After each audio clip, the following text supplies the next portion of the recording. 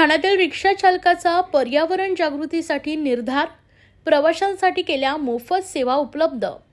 वृक्षवल्ली आम्हा सोयरे वंचरे, पाणी अडवा पाणी जिरवा, झाडे लावा झाडे जगवा, कापडी पिशव्यांचा वापर करा, पर्यावरणाचा ऱ्हास करू नका, असे विविध संदेश देत ठाण्यातील रिक्षा चालक संजय वरणकर यांनी पर्यावरण जागृतीचा निर्धार केलाय।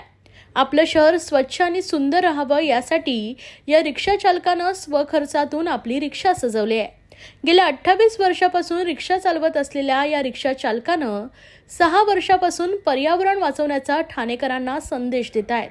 संजय वरणकर यांनी आपल्या रिक्षाच्या आत चांद्रयान, पाणी वाचवा, शिक्षण अनमोले, चला सर्वजण शाळेत जाऊया, व्यसनमुक्ती, कचरा कुंडीतच टाकावा, प्राणी वाचवा, ओला सुखा कचरा वेगळा करा, नेत्रदान आणि रक्तदान करा, असे विविध देखावे मांडलेत।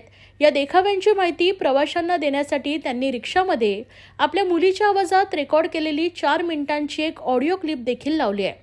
थकलेल्यांसाठी थंड पाणी, पान, सिगारेट, तंबाखू आणि गुटख्यासारख्या व्यसनांपासून दूर राहण्यासाठी बडीशेप, डाळ, लहान मुलांसाठी चॉकलेट, कापडी पिशव्या, पुस्तकं, घड्याळ, कॅलेंडर, प्रथमोपचार पेटी, कचऱ्याचा डस्टबिन अशा सगळ्या गोष्टी रिक्षात प्रवाशांच्या सोयीसाठी ठेवल्या आहेत। संजय वरणकर हे मध्यमवर्गीय असून त्यांनी आपल्या रिक्षात येणाऱ्या प्रत्येक प्रवाशासाठी या सोयी सुविधा उपलब्ध केल्या आहेत। त्यांचा खर्च भागवण्यासाठी ते जास्त वेळ रिक्षा चालवतात आणि त्यातून मिळणाऱ्या उत्पन्नातून प्रवाशांना सुविधा मोफत आणि उपलब्ध करून देतात। त्याचबरोबर गरजू, कॅन्सर पीडित, डायलिसिस किंवा अन्य आजारांनी पीडित व्यक्तींसाठी संजय हे घरपोच सेवा देतात। त्यासाठी ते आपल्या मीटरपेक्षा कमीही पैसे आकारतात। माझे नाव संजय शुभांगी जगन्नाथ वरणकर।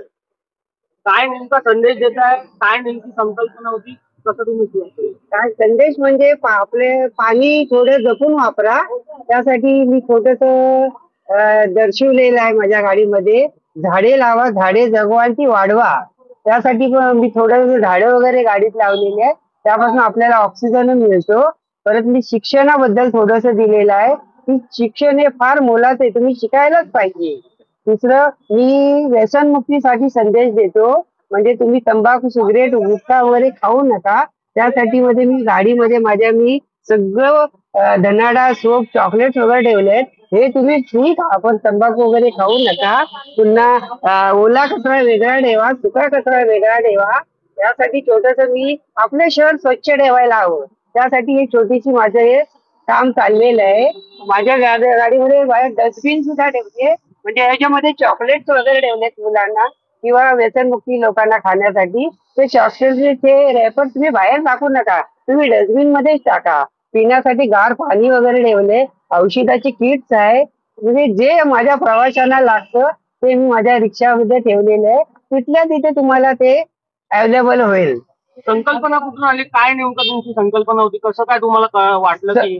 सर्वप्रथम म्हणजे मला आता हे करताना 2006 वर्ष पूर्ण होत आहे। तर सर्वात पहिलं मी प्रवाशांसाठी पाणी ठेवलेलं, मग हळूहळू करताना पेपर ठेवलं, हळूहळू करताना जशी माझ्या प्रवाशांची मागणी माझ्याकडे असायची, काका मला घड्याळ ठेवा, कॅलेंडर ठेवा किंवा असं, त्याच्या हिशोबाने जसं मला जमल तसं मी त्या गोष्टी माझ्या रिक्षामध्ये लोकांना अवेलेबल केलेल्या आहे। किती वर्षापासून करताय आणि रिक्षा किती वर्षापासून चालवताय?